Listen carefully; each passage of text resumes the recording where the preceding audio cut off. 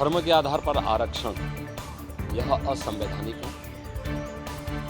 बाबा साहब भीमराव अम्बेडकर जी ने भारत की संविधान सभा में इसका पुरजोर विरोध किया था, लेकिन उस सब के बावजूद कांग्रेस और उसके सहयोगी इंडी गठबंधन से जुड़े हुए दल हैं, इन लोगों में एक होड़ सी लगी है मुस्लिम आरक्षण देने का। और कांग्रेस का इतिहास तो इस मामले में बहुत दागी रहा है। 2006 में जस्टिस रंगनाथ मिश्रा कमेटी गठित करके कांग्रेस ने ओबीसी का हिस्सा काट करके मुस्लिमों को देने का कुछ प्रयास किया था जब यूपीए गवर्नमेंट थी। ऐसे ही कांग्रेस ने जस्टिस राजेंद्र सच्चर की अध्यक्षता में कमेटी बना करके अनुसूचित जाति के आरक्षण में सेंध लगाने का प्रयास किया था। कुछ मुस्लिम जातियों को अनुसूचित जाति में शामिल करने का कुछ प्रयास किया था। बीजेपी और एनडीए ने उसका विरोध किया था। कांग्रेस की जब आंध्र प्रदेश में सरकार थी, उन्होंने उस वहां के ओबीसी के आरक्षण को मुसलमानों को दिया था। कांग्रेस की कर्नाटक सरकार ने मुसलमानों की सभी जातियों को ओबीसी में शामिल करके ओबीसी के आरक्षण में सेंध लगाया है। वेस्ट बंगाल के अंदर टीएमसी ने 2010 में 118 मुस्लिम जातियों को ओबीसी में शामिल करके पिछले 14 वर्ष से लगातार ओबीसी के आरक्षण के अधिकार पर उन्होंने पूरी तरह एक प्रकार की डकैती डाली है।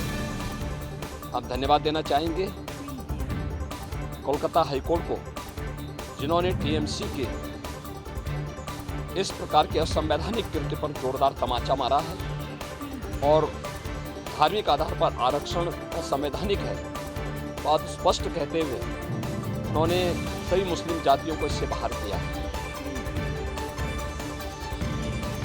इसी प्रकार से बिहार के अंदर लालू जी पहले ही बोल चुके हैं कि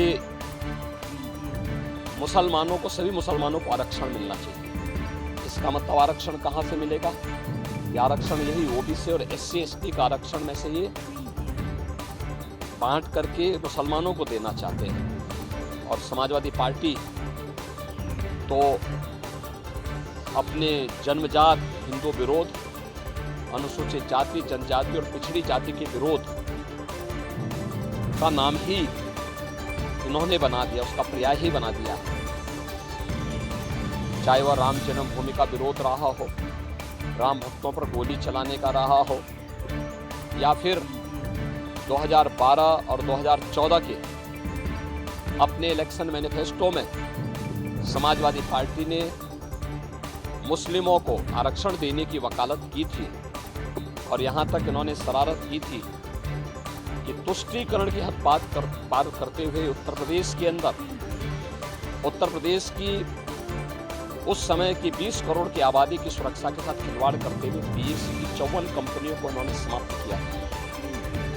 और उस समय इन्होंने पीएससी की भर्ती जो निकाली थी उसमें इन्होंने प्रयास किया था कि 15% मुस्लिम आरक्षण हो। माननीय न्यायालय को हस्तक्षेप करना पड़ा था। ये जो होड़ है एक खतरनाक होड़ है। बाबा साहब भीमराव अम्बेडकर ने विरोध किया था इसका, मुस्लिम आरक्षण का, क्योंकि देश धर्म के आधार पर विभाजित हुआ था और उन्होंने कहा था कि धर्म के आधार पर कोई भी आरक्षण देश के अंदर नहीं होना चाहिए। अनुसूचित जाति, जनजाति को आरक्षण भारत के संविधान के द्वारा दिया गया है। मंडल कमीशन की सिफारिशों के आधार पर ओबीसी को आरक्षण का लाभ दिया गया है।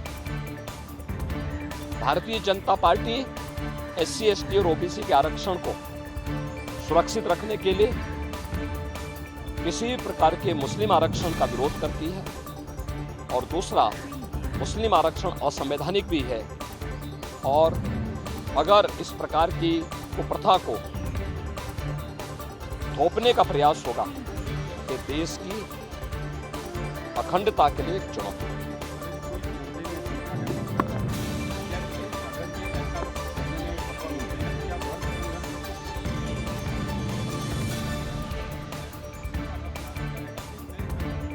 देखिए, हमने कहा ना, ये बाबा साहब भीमराव अंबेडकर के द्वारा बनाए गए संविधान का अपमान है और भारत के संविधान की मूल भावना के विरुद्ध ये असंवैधानिक कृत्य है, इसे कतई स्वीकार नहीं किया जाता।